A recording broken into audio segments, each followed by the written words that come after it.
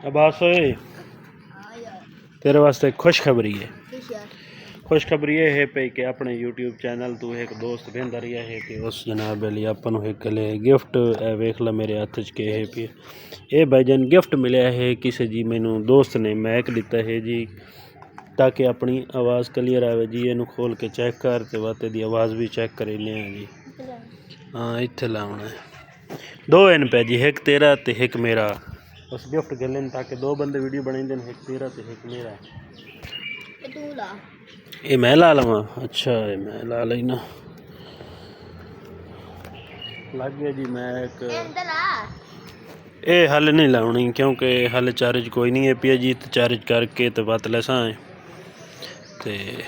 पसंद आया गिफ्ट पसंद आया। हाँ आन होंदा है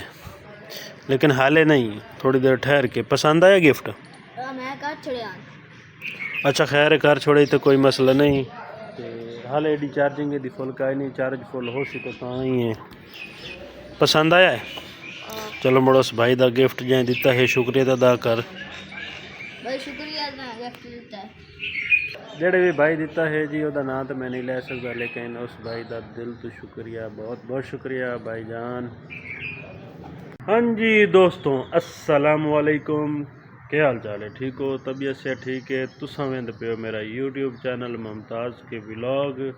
ते जनाब अली आवाम सारी वागे पिंडा नूं ते असां रह गए हैं दो बंदे कल्ले जनाब अली एक ओ सामने जी सुता पिया है जी ते एक मैं इत्थे जनाब अली व्लॉग बना रही हाँ जी। ते सब तो पहले सारे दोस्तों नूं एडवांस ईद मुबारक जी ते जेड़े जेड़े भी साढ़े नवे दोस्त भरा हैं पै जी ते एक सपोर्ट थोड़ी चाहिए कि इस चैनल नूं सबसक्राइब कर लो लाजमी ते नाल ही लाइक तो कमेंट कर दियो जनाब। ते अज दा व्लॉग जेड़ा है पिया साडा जनाब अली है तो उदासी वाला क्योंकि हर कोई वग गया है घर ईदां दे ते असां जनाब अली इत्थे ही पै जी। तो चलो कोई नहीं असां आख्या कि इत्थे रह के कोई व्लॉग श्लॉग बना लईए जी। ते सामने जनाब होरी बंदा पिया सुता जी ते इहदे कोल पुछने आए कि अज दी तेरी मसरूफियात के है पई ते अज के करूए पिया। ते रात नूं जनाब अली थोड़ा जिहा आया है लेट क्योंकि इनू छोड़ आया मुझे एक जूतियां वाली दुकान ते जी ते उत्थे जनाब अली इस चंगी कमाई शमाई की है जी। तो चंगी कमाई शमाई करके तो हुण जनाब बंदा पिया सुता ते नींदर जनाब इनू इतनी आई हुई है कि बंदे छड़ा जुत्ती भी नहीं लाई तो एवें सैं पिया फटे ते जी वेख सकते हो। तो इनू उठाने जी उठा के पुछने बई तेरी हाले नींदर पूरी हुई नहीं। हेलो हेलो उठ जा हले अख लगी है। अच्छा उठ तो सही कोई गपशप मारिए यार। जनाब पिंड नहीं गए किवें पिंड बनिए दूए बंदे किवें गए अगे तो किराया बद गया तो कोई मसला नहीं जेड़ा ये दो राती कमाइया नहीं त्रै राती ये किदे गया पैसा सारा 3000 रुपये कमाए ये 3000 थोड़ा है पिया किया कम करेंदा रही त्रै राती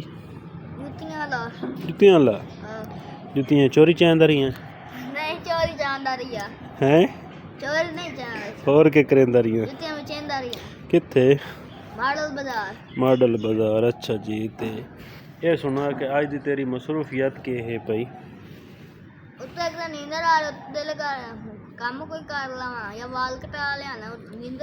ये सुना कि ईद दी कोई शॉपिंग शूपिंग कर ली कोई ना ये ईद तो पैसा है जेड़ा 3000 रुपये कमाए इनू किदे करदे यार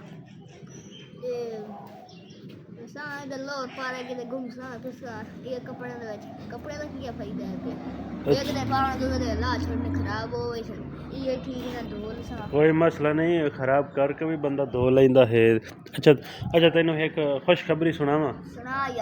मैनू ना मेरे एक दोस्त जनाब अली एक चीज़ गिफ्ट की है ते मैं सोचा कि सब तो पहले तेनू भी विखावा जनाब अली ते चीज़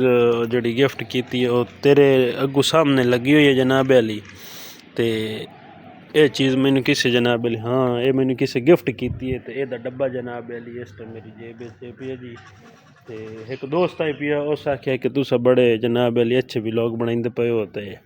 आवाज़ थोड़ी थोड़ी जी ठीक नहीं आउंदी ते उस मैनू ना ये गिफ्ट किया है ते